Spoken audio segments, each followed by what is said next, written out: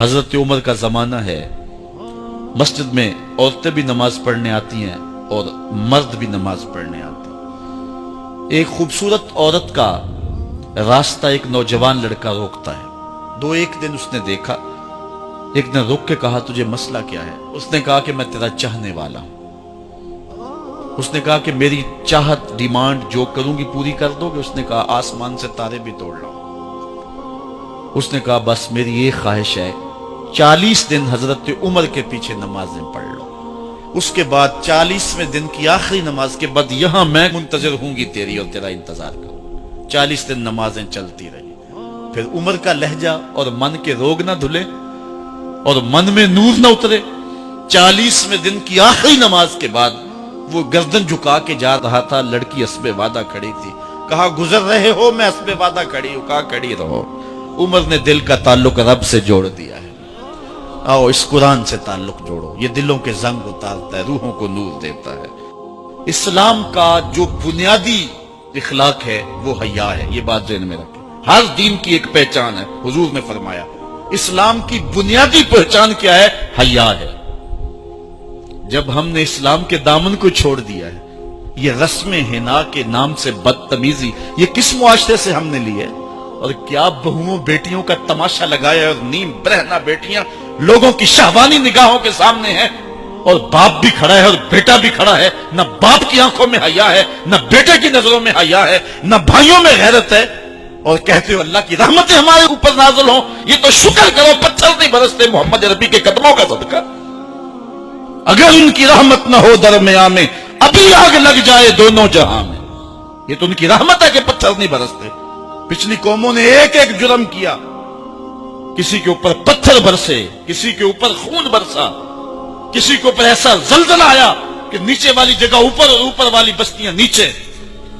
لیکن اس امت پر ایسا نہیں ہوگا، اور اللہ نے فرمایا ما کان اللہ لیعذبہم وانت فیہم، محبوب تیری وجہ سے میں عذاب نہیں اتارا ورنہ پیس کے رکھ۔ سر سے لے کر پاؤں تک ہم اسلام میں آ جائیں، چھوڑیں آدھا تیتر آدھا بٹیر، جہاں جی چاہا اسلام کے دامن میں آگے اور جہاں جی چاہا ادھر چلے جائے۔ مسجد میں بھی چندہ دیا اور ہوٹل میں بھی شراب پی، رب بھی خوش رہے شیطان بھی راضی رہے، ایسا نہیں ہوگا۔ رب کہتے نہیں کہ میرے ہو تو پھر میرے ہی ہو۔ کوئی بھی غیرت مند محبوب نہیں جو ہے تسلیم کرتا کہ میرا محب کسی اور کی طرف نظر اٹھا کے بھی دیکھے، تو رب سب سے بڑا غیرت مند ہے، وہ نہیں چاہتا میرا ہو اور کسی اور کی طرف دیکھے۔ تم کون ہے؟ مغربی تہذیب لگتی کیا ہے تمہاری؟ اپنی ملت کا قیاس اقوام مغرب سے نہ کر، خاص ہے ترکیب میں تجھے قوم رسول آج۔ تم غیروں کی نکالیاں کرتے پھرتے ہو، تمہارے سامنے سیدہ عائشہ کی سیرت موجود نہیں ہے؟ تم مغرب کے ٹینوں بننے کی کوشش کرتی ہے میری بیٹی، تیرے سامنے محمد کی بیٹی فاطمہ کا نقشہ نہیں ہے؟ کدھر بھاگ رہی ہے؟ یہ بال کھول کے بازار میں کون جا رہا ہے؟ یہ نیم برہنہ کون جا رہا ہے؟ دیکھ محمد عربی تجھے کیا آواز دے رہے، ان کا لہجہ کیا، اس کو سن اور زندگی کو اس کی مطابقت میں گزار۔ اصل ہمارے دل زنگ آلود ہو گئے، اس دنیا کے اس ماحول نے ہمیں اس طرح کر دیا ہے کہ آج ہمیں سمجھ نہیں آ رہی کہ ہم کدھر جائیں۔ اور ایک اور حدیث میں حضور نے دلوں کا اور من کا میل اتارنے کے 2 نسخے بیان کیے۔ ایک کثرت کے ساتھ موت کو یاد کرنا، کثرت کے ساتھ موت کا تذکرہ، اور دوسرا کثرت کے ساتھ جو ہے وہ تلاوت کلام مجید۔ اصل 10-15 سالوں سے ہمارے ساتھ جو کچھ ہوا ہے، آج اگر کوئی تذکرہ موت کرے، کوئی آخرت کی یاد دلائے، کوئی عمل کی بات کرے، وہ کہتے ہیں یہ تو ویسے خوش کیسے کیا پتہ، قبر کا مذاق اڑا رہا ہے۔ اللہ اکبر، قبر دا خوف دے دے کے لوکی مینوں ڈرا دے۔ میں کہتا ہوں لوگ ہیں کون ڈرانے والے؟ منکر نکیر کا پتہ آمنہ کے لال نے دیا ہے۔ فَلْيَضْحَكُوا قَلِيلًا وَلْيَبْكُوا كَثِيرًا، تمہارا رب کہتا ہے تھوڑے ہنسا کرو زیادہ رویا کرو۔ رونا دل کا میل اتارتا ہے، باطن کے اجاڑ پن کو دور کرتا ہے، من میں خشیت الہی کے پھول کھلاتا ہے۔ اور حدیث میں آتا ہے وہ آنکھ خوف خدا کی وجہ سے روئی اور ایک بال کی جڑ بھی بھیگ گئی، کل قیامت کے دن وہ بال جہنم میں نہیں جانے دے گا۔ عرض کرے گا مالک یا اسے جنت دے دے یا مجھے نکال لے، تو رب بال تو نہیں نکالے گا، اللہ تعالیٰ اس شخص کو جنت عطا فرمائے۔ لا خیر فی عین لا تبکی من خشیت اللہ. امام ابو نعیم نے لکھا حلیہ میں، اس آنکھ میں بھلائی کوئی نہیں ہے جو خوف خدا میں روتی نہیں. رونے کا مزاج بناؤ، طبیعت کے اندر نرمی پیدا کرو. اگر طبیعت سخت ہے، بعض لوگ تباً سخت ہوتے ہیں، تو روزانہ شام کے وقت قبرستان میں جا کر کے کچھ وقت گزار کے آیا کرو. اپنی طبع میں نرمی پیدا کرو، طبیعت میں سادگی پیدا کرو.